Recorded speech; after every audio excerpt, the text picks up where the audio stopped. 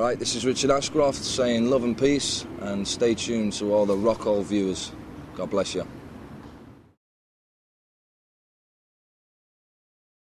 Yeah, Human Conditions. I said earlier that when I called Urban Hymns, named it Urban Hymns, when it first came out, people were questioning my sanity in a sense. So this was a bit heavy, isn't it, for an album title?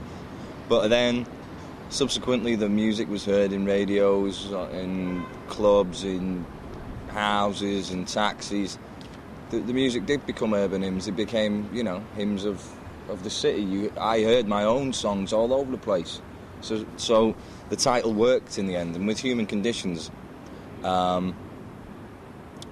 basically I've always liked the term the human condition. From the moment I first read that, the human condition, it made me start thinking. John Cocteau wrote a book called The Human Condition. Other people have discussed it, and I saw the title after I'd finished the record and thought, yeah, that's perfect, because if I put an S on it and make it the human conditions, then it might give an insight into the different emotions going on in the record and the different emotions going on in me. We ain't one thing. We're not happy, we're not sad. We're a multifaceted thing that's more complex than we ever imagine. And the human condition, not only me, but mankind. A lot of these prayers, these songs are like prayers. Well, to me, anything that's spiritual should leave the listener or the viewer with a sense of almost like not an out of body experience, but it should transport you to a different place, a different state of mind, a higher state of consciousness. And in a sense, it's somebody who hasn't defined his God yet, doesn't have a book to pass on to his son and say, here it is, it's all within this book. But I'm also searching for a sense of spirituality, and I think my prayers are my songs. My prayers have always been my songs, really. That's the way I communicate through music. That's the way I communicate best. The Brian Wilson ending up on the record, it was a spiritual decision. It was a decision based on closing my eyes when the song was on, thinking of Brian, thinking of his brother, thinking of the family, thinking of the music, and it eventually happened, I think, because of that, because it was governed by those emotions. The song was sent to Brian, and he liked it, and he could only do his stuff in Los Angeles. He couldn't do it in London, and I received it a day later.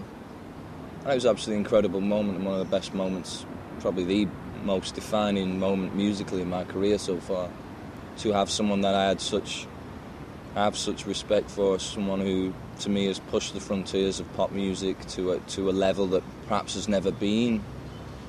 We've never gone back that far out. We've never, Heroes and Villains, a track like that, I don't know if we've ever gone there again. Nature is the Law, as I was writing the song Nature is the Law, that's the first time the statement came out, and I not just in a global sense, more in a personal sense, than a lot of the time nature is the law. We have to leave things to nature. We can't influence, and mankind does have this kind of arrogance. Historically, we're an arrogant race. So with Nature is the Law, it was the wonder that I get personally from nature, the feeling, the sense of being closer to a God, or to my personal God.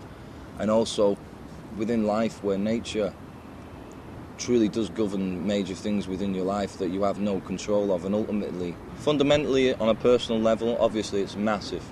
My desires and dreams as a musician haven't changed. My needs as a musician haven't changed.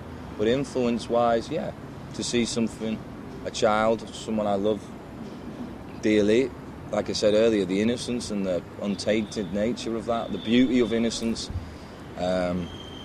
my own, it reflects me as myself when I was like that, when I was, didn't have a clue and was just happy, playing trains and running about screaming. It's a beautiful time. It's a very sacred time.